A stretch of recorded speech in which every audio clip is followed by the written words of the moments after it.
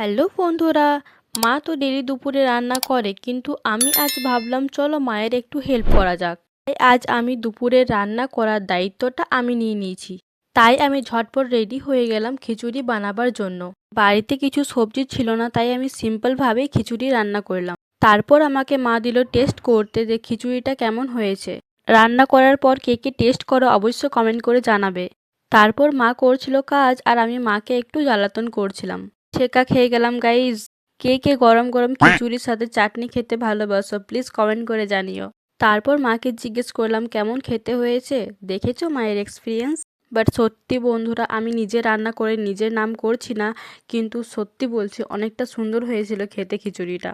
আর তেঁতুলের চাটনি তো আমার ফেভারেট।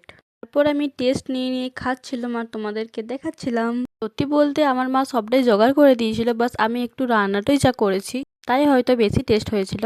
তারপর আমি এসেছিলাম ছাদ, তো দেখো বন্ধুরা কত সুন্দর